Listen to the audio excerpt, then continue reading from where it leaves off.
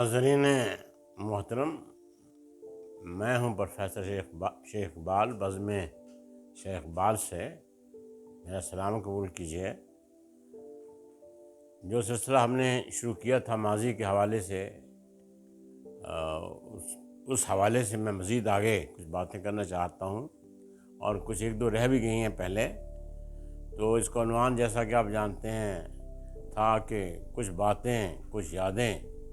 ان لمحوں کی جو بیت گئے۔ بیتے ہوئے لمحے بڑے عجیب و غریب ہوتے ہیں۔ وہ کسی نے کہا تھا کہ یاد ماضی عذاب ہے یا رب، چھین لے مجھ سے حافظہ میرا۔ لیکن کہیں کہیں وہ جو لمحات ہیں بڑے دلکش بھی بن جاتے ہیں اور ان کی تلخیاں ختم ہو جاتی ہیں۔ میں بتا چکا آپ کو کہ نابینائی کتنا بڑا عذاب بن کے ٹوٹا تھا مجھ پہ، اور کتنی قیامت تھی، ایک قیامت صغریٰ تھی ایک، اگرچہ بچپن میں اسے کوئی شدت سے محسوس نہیں کر سکا تھا، لیکن تاہم اس کے تاثرات ضرور تھے۔ پھر میں نے آپ کو بتایا تھا کہ لاہور اسکول میں جو نابیناؤں کے لیے تھا، وہاں میں نے پڑھنا شروع کیا۔ وہاں ایک سسٹم ہوتا ہے بریل سسٹم، یہ میں آپ کو بتانا چاہ رہا تھا۔ بریل، یہ لوئی بریل ایک فرانس کا خود ایک نابینا شخص تھا، تو اس کی اپنی ایک آنکھ ضائع ہو گئی تھی، پھر دوسری بھی ضائع ہو گئی تھی، پھر اس نے یہ سسٹم ایوالو کیا تھا جسے بریل، اس کے نام پر بریل کہتے ہیں۔ تو یہ 6 ڈاٹس پہ مشتمل ہوتا ہے، اسے انگلیوں سے چھو کے پڑھا جا سکتا ہے، اور وہ 6 ڈاٹس کی ترتیب کچھ اس طرح ہوتی ہے کہ 62-63 حروف اس میں لکھے جا سکتے ہیں۔ تو ایک تو بات یہ تھی۔ پھر یہ میں بتانا چاہ رہا تھا آپ کو کہ اللہ تعالیٰ راہیں خود آسان کرنا شروع کر دیتا ہے، اور جب بڑا چیلنج آتا ہے تو بعض اوقات اس کا رسپانس بھی اللہ کی طرف سے بڑا ہو جاتا ہے، یا انسان میں خود اندر ایسے جذبات اور احساسات پیدا ہو جاتے ہیں۔ تو مجھے کچھ یہ لگنے لگا تھا کہ اب مجھے کچھ کر کے رہنا ہے، خواہ کچھ بھی ہو۔ تو اس زمانے میں، بلکہ اب بھی، جو سبجیکٹ زیادہ پرابلم کریٹ کرتا تھا وہ انگریزی کا سبجیکٹ تھا۔ لیکن مجھے انگریزی سے بڑی دلچسپی میری بڑھ گئی تھی۔ وہ ایک تو لاہور میں جب میں نے پڑھا تھا تو استاد محترم باقر علی شاہ صاحب کا ذکر میں نے کیا، وہ خود نابینا تھے، انہوں نے بریل کے ذریعے مجھے پڑھایا تھا، اور انگلش تھوڑا ایک حد تک سکھائی تھی۔ بلکہ میں اپنے ایک دوست یوسف مسیح کے ساتھ گھنٹوں انگریزی بولا کرتا تھا، معلوم نہیں وہ صحیح ہوتی تھی یا غلط ہوتی تھی، لیکن بس بولتے رہتے تھے۔ ویسے بولنا چاہیے، اگر آپ بولنا سیکھنا چاہتے ہیں تو بولنا شروع کر دیجئے، بے شک غلطیاں ہوں، پھر آہستہ آہستہ وہ غلطیاں ٹھیک ہو جاتی ہیں۔ لیکن میرے شوق کا کوئی بڑا عجیب و غریب صورتحال تھی کہ میں جو کتاب پڑھتا تھا مجھے معلوم ہوتا تھا کہ اس میں کتنے الفاظ میں نے نئے ہیں جو یاد کیے ہیں، میں انہیں لکھ لیتا تھا بریل پہ، اور پھر انہیں ذہن میں بٹھا کر یاد کرتا تھا۔ انگریزی کا اتنا شوق تھا، کوئی بولنے والا تو تھا نہیں، ہم خوشام میں ہوتے تھے، وہاں کوئی انگریزی تو کیا بولتا، اردو بھی بولنے والے بہت کم تھے، لیکن میں ایک دیوانے کی طرح سے لگا ہوا تھا اس کے پیچھے کہ مجھے سیکھنی ہے بہرحال انگریزی۔ تو ایک تو والد صاحب کتابوں سے پڑھ کر سناتے رہتے تھے، اور میری پک اپ بفضل تعالیٰ بہت اچھی تھی، تو میں اپنے کمرے میں بیٹھ جاتا تھا، وہاں جو سامنے کرسیاں ہوتی تھیں انہیں اپنا سامع یا سمجھ لیتا تھا، یا کہ وہ سن رہے ہیں میری بات، تو انگریزی میں بولتا رہتا تھا۔ اس طرح ایک عادت سی ڈیولپ ہو گئی تھی۔ اور انٹرمیڈیٹ میں مجھے بالکل یاد ہے کہ میں انگریزی خود لکھ لیتا تھا، حالانکہ وہ میں تو عام اسکول میں پڑھا تھا اور وہ کالج بھی عام تھا، لیکن اتنی ایفیشینسی اس میں ڈیولپ ہو گئی تھی کہ میں اب کرائمنگ نہیں تھی، کوئی یاد کرنے کی ضرورت نہیں تھی کہ رٹا لگائیں کون سی سمری ہے، کیا یاد کرنا ہے، یہ چیزیں نہیں تھیں، بلکہ میں اصل کتاب پڑھا کرتا تھا، ٹیکسٹ پڑھا کرتا تھا، ٹیکسٹ سے مشکل الفاظ دیکھ لیتے تھے ہم کتابوں سے ادھر ادھر سے، تو پھر میں لکھ لیتا تھا، انگریزی لکھنے کی صلاحیت پیدا ہو گئی تھی۔ اور اگر کوئی غلطی نکلتی تھی تو یقین مانیے مجھے پسینہ آ جایا کرتا تھا کہ غلطی نکلی کیوں ہے، تو اتنی شدت سے چیزوں کو یاد کیا تھا۔ پھر ایسا صورت تو تھی نہیں کہ میں کسی سے ٹیوشن پڑھتا یا کسی سے گائیڈنس لیتا، بل تو اس زمانے میں شاید یہ سسٹم تھا بھی یا نہیں، لیکن میرے ذرائع ہی اتنے محدود تھے میرے والد صاحب کے، جو اسکول میں ٹیچر تھے، کہ ٹیوشن کا کوئی سوال پیدا نہیں ہوتا تھا، ایسی کوئی گائیڈنس کہیں سے نہیں ملتی تھی۔ ہاں البتہ اگر کوئی چیز سمجھ میں نہیں آتی تھی، میں والد صاحب کو وہ لکھوا دیتا تھا، وہ اپنے کسی سینئر کلیگ سے پوچھ کر مجھے اس کا جواب بتا دیا کرتے تھے کہ یہ فقرہ ایسے بنے گا، یہ جملہ ایسے بنے گا۔ تو بس اللہ کا کرم تھا۔ پھر یوں ہوا کہ جیسا کہ میں نے بتایا تھا کہ انٹرمیڈیٹ میں جب میں گیا تو اس میں پہلے سال ہی مجھے 6 فرسٹ پرائزز ملے اور دوسرے سال بھی 6 فرسٹ پرائزز ملے، اور دوسرے سال جب ملے تو جو مہمان خصوصی تھے وہاں، وہ کمشنر سرگودا تھے حماد رضا صاحب، وہ بہت ہی متاثر ہوئے تھے۔ انہوں نے کہا کہ اچھا اگر تمہیں کوئی کبھی کام پڑے علمی حوالے سے تو میرے پاس آ جانا۔ تو میں نے جیسے کہ پہلے ہی بتایا تھا کہ مجھے رول آف آنر ملا تھا، بڑے 6 نمبر ملے تھے۔ تو ایک عجیب سی بات تھی کہ ایک عجیب جی جو یاد آ رہی ہے کہ میرے ایک دوست تھے، بڑے محنتی تھے، وہ ایک جاب بھی کرتے تھے، تو مجھے کہنے لگے یار دیکھو اس طرح نہیں، تم یہ فورگو کر دو اپنی فرسٹ پوزیشن، آپ کو کون سا نوکری کرنی ہے، نوکری ملے گی بھی نہیں آپ کو، تو میں یہ آپ کے قریب قریب آ رہا ہوں تو مجھے فرسٹ پوزیشن مل سکتی ہے۔ تو وہ بات تو میں نے ان کی نہیں مانی، اور ان کو شاید اس وقت مجھے بھی معلوم نہیں تھا کہ مجھے جاب ملے گا یا نہیں ملے گا یا کیسے میں آگے بڑھوں گا، لیکن تاثر لوگوں کا یہ تھا کہ ایک بلائنڈ آدمی بھلا اگر پڑھ بھی لے گا تو کیا کر لے گا۔ اور مجھے اس سے ایک عجیب بات یاد آئی کہ ایک جب نابیناؤں کے اسکول میں ہم پڑھتے تھے تو وہاں ایک منسٹر ایجوکیشن آئے، تو انہوں نے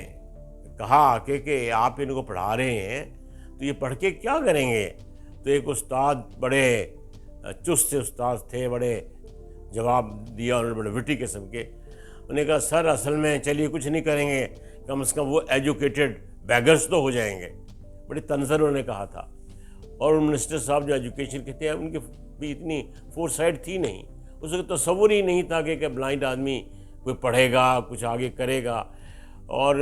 مجھ سے پہلے شاید ایک آدھ میٹرک کوئی ہو تو ہو، میرے علم میں تھا نہیں کہ کسی نے پہلے میٹرک پاکستان میں کیا ہوا تھا۔ تو پھر انٹرمیڈیٹ ہو گیا، میں نے پوزیشن اس میں حاصل کر لی، لیکن جوہر آباد اسکول میں جہاں سے میں نے ایف اے کیا تھا 63 میں، میٹرک میں نے کیا تھا 61 میں،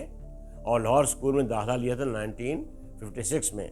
تو 63 میں جب میں نے اپنا ایف اے وہاں سے کیا تو گورنمنٹ کالج جو جوہر آباد تھا وہاں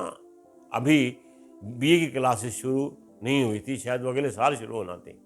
لیکن والد صاحب کو اتنا جنون تھا پڑھانے کا، اتنا شوق تھا کہ میں نے چلیے ایک چیلنج ہے جو انہوں نے قبول کر لیا تھا اور میں نے بھی قبول کر لیا تھا۔ اس سے پہلے ہی وہ اپنے ایک سرگودا میں satellite town 737A satellite town اپنا مکان ایک بنا چکے تھے 2-3 کمرے کا، تو وہاں ہم لاہور سرگودا چھوڑ کر خوشاب چھوڑ کر سرگودا شفٹ ہو کے ساری فیملی، حالانکہ والد صاحب وہاں اسکول میں تھے اور بڑے اسٹیبلش ٹیچر تھے، لوگ پرائیویٹلی بھی ان سے بہت گائیڈنس لیتے تھے، تو ساری فیملی وہیں تھی، لیکن اس لیے کہ مجھے وہاں پڑھنا تھا اور وہ آگے پڑھانا چاہتے تھے تو ہم سرگودا شفٹ ہو گئے یہاں سیٹلائٹ ٹاؤن سرگودا میں، اور گورنمنٹ کالج سرگودا میں داخلہ لے لیا۔ تو وہاں میں نے جو سبجیکٹ رکھا تھا وہ میں نے رکھا ہسٹری، ایک کمپلسری سبجیکٹ ہوتا تھا، اور اسلامک اسٹڈیز یہ بھی کمپلسری تھا، اور آپشنل پرشین تھا، انگریزی تو ہوتی ہی تھی کمپلسری۔ لیکن جب بعد میں خیال آیا کہ نہیں مجھے اسلامیات کی جگہ الیکٹیو سبجیکٹ جو ہے وہ انگلش لٹریچر رکھنا چاہیے۔ جوہر آباد میں تو انگلش لٹریچر تھا نہیں، جوہر آباد کالج میں، تو یہاں تھا، تو وہ لکھ کر ہی درخواست دی پرنسپل صاحب کو۔ اس زمانے میں ہمارے پرنسپل ہوتے تھے محترم سخی سرور صاحب، اچھے آدمی تھے، والد صاحب وہاں مجھے لے کر گئے ان کے پاس، تو انہیں کہنے لگے کہ دیکھیے یہ میرا بچہ جو ہے نا یہ اسلامیات کی بجائے نا لٹریچر پڑھے گا، انگلش لٹریچر۔ وہ مسکرانے لگے، ہنسنے لگے، کہنے لگے کمال آپ کر رہے ہیں، بلائنڈ آپ کا بچہ ہے، انہیں مصیبتوں میں ڈال رہے ہیں آپ، وہ کیسے کرے گا، وہ تو نہیں کر سکتا لٹریچر انگریزی تو بڑی مشکل ہوتی ہے۔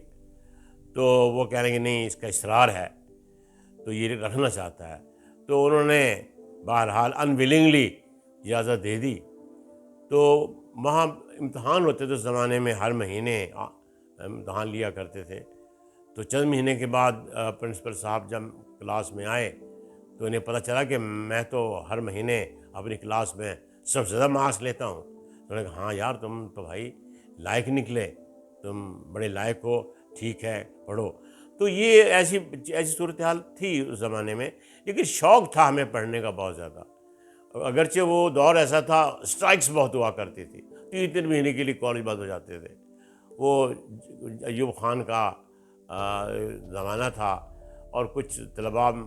جو تھے وہ اسٹرائکس پہ ہوتے تھے، کئی واقعات اس کے وجوہات اس کی تھی، لیکن ہم اسے بالکل اسے کاؤنٹ نہیں کرتے تھے، پڑھتے ہی رہتے تھے۔ جب وقت ملتا تھا، اگر کلاسز نہیں ہوتی تھی تو میرے 1-2 دوست تھے، ہم اکٹھے کہیں لان میں یا کہیں لائبریری میں بیٹھ جاتے اور پڑھتے رہتے۔ تو بڑا ایک شوق تھا ناولز پڑھنے کا، ڈراماز پڑھنے کا۔ اور یہ عجیب سی بات تھی کہ اللہ کا بڑا کرم تھا، میرے دوست تھے ہی، لیکن ایک اور وجہ سے بھی میرے دوست بہت قریبی دوست بن گئے تھے کہ مجھے انگلش ان سے بہتر آتی تھی۔ تو وہ جب کوئی ہم اکٹھا پڑھتے تھے تو کوئی لفظ مشکل ہوتا تو مجھے اس میں کافی آتے تھے، بلکہ بعض دوستوں کو تو میں سمریز لکھوایا کرتا تھا، جو اس زمانے میں رواج تھا کہ سمریز لکھنے کا۔ تو یہ بس شوق تھا، ایک اور شوق رنگ رکیبے سر و ساماں نکلا۔ تو شوق جب ہو تو پھر مشکلیں کہاں رہتی ہیں، مشکلیں نہیں رہتی۔ تو بی اے میں میں نے ہسٹری بھی پڑھی۔ اس زمانے میں پہلی بار یہ فیصلہ ہوا تھا کہ آپ ہسٹری کا جو سبجیکٹ ہے انگلش کے بجائے اردو میں بھی پڑھ سکتے ہیں، لیکن میں نے اسے انگلش میں آپٹ کیا، انگلش میں لکھوایا۔ لیکن اس کی دقت ضرور بعد میں اس لیے ہوئی کہ جو رائٹر مجھے ملا لکھنے کے لیے وہ صحیح نہیں لکھ سکا ہسٹری میں، کوئی الفاظ اسپیلنگس اس کی بڑی مشکل سے اس میں مجھے نمبر کچھ ملے تھے۔ لیکن خدا کا فضل تھا کہ ایز اے ہول میری بی اے میں فرسٹ ڈویژن آ گئی تھی، اور یہ بڑی بات ہوتی تھی اس زمانے میں فرسٹ ڈویژن لینا۔ تو ارادہ ویسے یہی تھا کہ ایم اے ہسٹری میں کریں گے، اور کچھ ہم نے کتابیں بھی ہسٹری کی لے لی تھی۔ لیکن ہاں اس لیے بھی یہ ارادہ تھا کہ وہاں سرگودا میں اس وقت انگلش نہیں تھا سبجیکٹ، ایم اے انگلش نہیں تھا، ہسٹری تھی اور اردو کا سبجیکٹ تھا۔ تو والد صاحب نے کہا کہ دیکھو کیا خیال ہے تم ایم اے انگلش میں کر لو۔ تو میں نے کہا انگلش کا ایم اے کر لوں، لیکن یہاں کلاسز تو ہے نہیں۔ انہوں نے کہا تو کیا ہوا، تو ہم فیصل آباد چلے جائیں گے، وہاں ہم کریں گے۔ تو یہ بڑی بات تھی کیونکہ والد صاحب جاب کرتے تھے، اسکول ٹیچر تھے، اور پوری فیملی سیٹلڈ تھی، جیسے خوشام میں سیٹلڈ تھی۔ تو پھر جب میں نے کہا ٹھیک ہے آپ مجھے فیصلہ کر لیں، خود بتا دیں کہ مجھے کرنا کیا ہے۔ تو ویسے ہم پھر اپنے 1-2 دوستوں کے پاس، اساتذہ کے پاس گئے، ان سے پوچھنا چاہا کہ بھی ہمیں انگلش کرنا کیسا رہے گا۔ تو یہ عجیب بات ہے کہ وہ اساتذہ جو مجھے اس سے بڑے خوش تھے اور مجھے بڑے اچھے مارکس دیا کرتے تھے، تو وہ کہنے لگے نہیں یار دیکھو آپ سے نہیں ہو سکے گا، کیونکہ اس زمانے میں غالباً 7 سال 8 سال میں کوئی ایم اے انگلش نہیں کر پاتا تھا، کیونکہ 7 کے 7 پرچوں میں ایک ساتھ پاس ہونا ضروری ہوتا تھا۔ تو مجھے یاد ہے کہ وہ جملہ ایک اپنے استاد محترم کے سامنے نکلا تھا،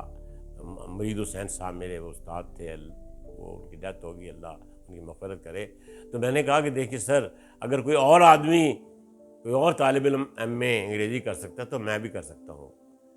پھر بہرحال فیصلہ ہو گیا کہ فیصل آباد جائیں گے، وہاں شفٹ ہو گیا۔ اور مجھ میں حماد رضا صاحب کمشنر جو مجھے جوہر آباد میں، جنہوں نے بہت سے انعامات دیے تھے اور جنہوں نے کہا تھا کہ جب ضرورت پڑے میرے پاس آ جانا، تو ان کے پاس میرے فادر اور میں چلے گئے درخواست لے کر کے والد صاحب کا ٹرانسفر سرگودا کے بجائے فیصل آباد کر دیا جائے۔ تو وہ بڑے متاثر تھے، انہوں نے کروا دیا، ہم فیصل آباد چلے گئے۔ تو انگلش کرنا کوئی آسان اس زمانے میں نہیں تھا، بہت ہی مشکل ہوتا تھا، اور ہمارا بیچ جو تھا وہ دوسرا بیچ تھا، ابھی کلاسز وہاں شروع ہی ہوئی تھیں۔ جو پہلا بیچ تھا اس میں 42 اسٹوڈنٹس میں سے 2 پاس ہوئے تھے اور دونوں نے 3rd ڈویژن لی تھی، تو بڑا مشکل تھا وہاں، اور بڑے مایوس تھے لوگ کچھ پھر آہستہ جنہوں نے ایڈمیشن لیا وہ چھوڑتے بھی گئے، لیکن میرا شوق بڑھتے چلا گیا، کتابیں لیتا رہا، بار بار کتابیں، لائبریری سے بڑی کتابیں، اچھی کتابیں وہ ایشو نہیں کرتے تھے، لیکن مجھے انہوں نے کہا کہ آپ جتنی مرضی کتابیں لے جایا کریں۔ پھر میں نے ایک letter Royal National Institute for the Blind London کو لکھا، وہ 2 کتابیں دیا کرتے تھے بیک وقت پڑھنے کے لیے۔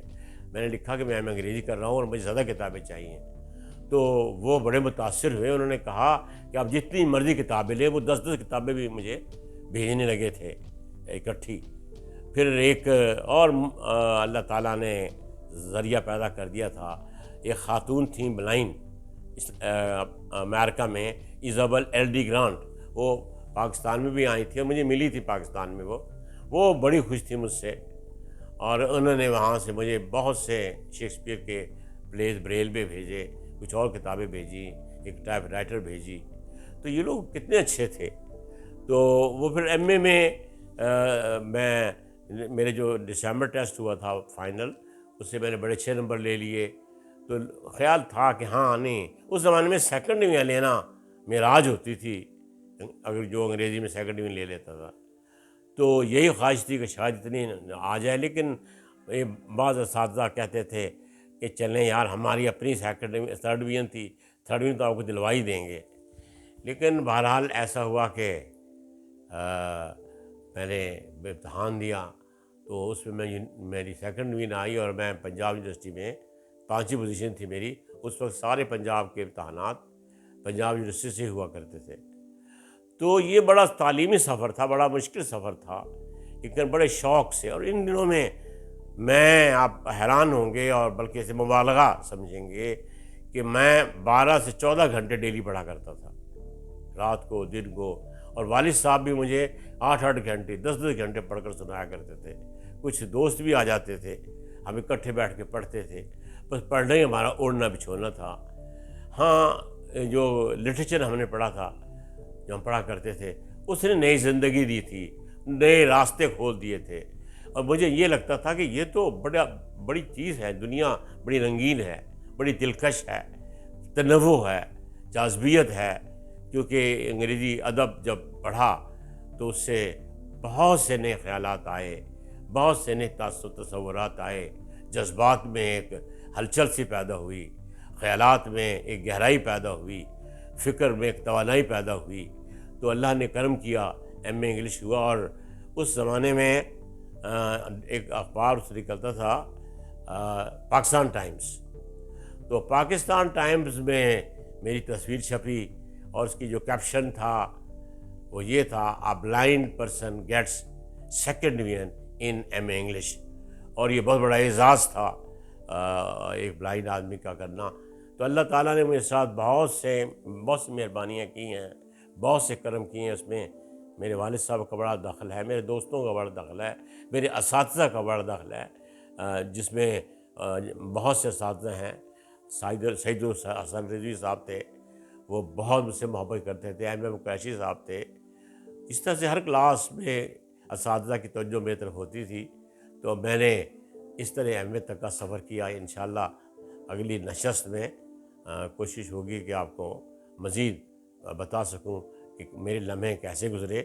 اور یہی خواہش ہوتی ہے کہ آپ یہ